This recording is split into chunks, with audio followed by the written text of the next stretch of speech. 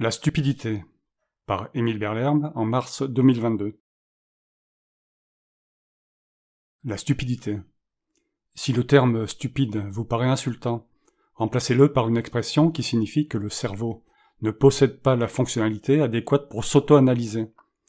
Disons que c'est ma définition du mot stupide, et qu'il ne se veut pas insultant, mais incitant à engager la recherche sur le fonctionnement de la pensée.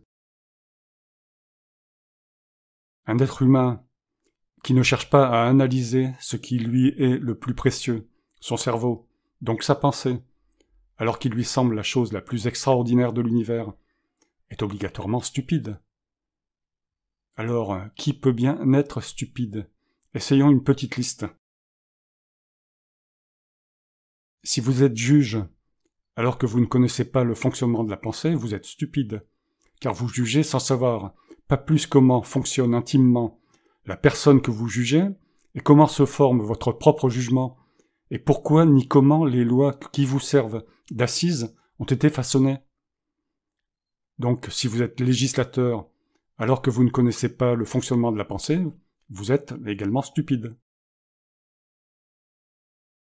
Si vous êtes ministre, alors que vous ne connaissez pas le fonctionnement de la pensée, vous êtes stupide, car vous prétendez gérer des quantités de personnes dont le fonctionnement est basé sur la pensée. Et quant à votre propre pensée, savez-vous comment elle naît et apparaît à ce que vous appelez conscience, et que vous formulez sous forme de phrases ou d'écrits, sans savoir comment ces pensées aboutissent en mots ou en textes qui ordonnent la vie de milliers de personnes?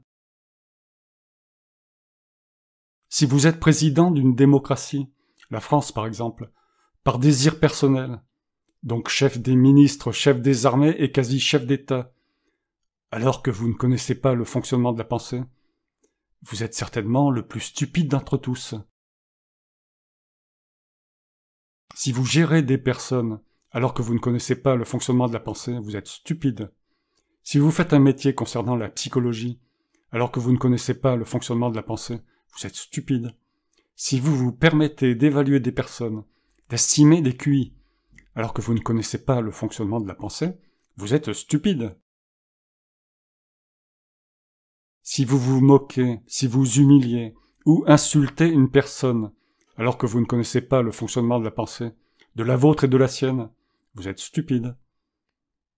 J'ai bien l'impression que cette liste pourrait se poursuivre indéfiniment, et que nous sommes tous stupides, et d'autant plus stupides que nos capacités intellectuelles surabondantes devraient nous permettre de nous tirer des pièges mortels dans lesquels nous nous fourrons nous-mêmes. Vous pourriez bien entendu vous dire que puisque nous sommes tous innocents d'exister, et que le libre arbitre n'existe pas, toute cette stupidité est parfaitement compréhensible. Et c'est assurément vrai. Mais nous pouvons réduire cette stupidité en entamant cette recherche avec logique et enthousiasme. Et je ne parle pas de psychologie, mais de mécanisme. Pour simplifier, comment la structure de la matière permet-elle, en s'organisant, la pensée? Alors au boulot, et si vous découvrez des trucs, partagez. Merci. Enfin, Émile Berlerme.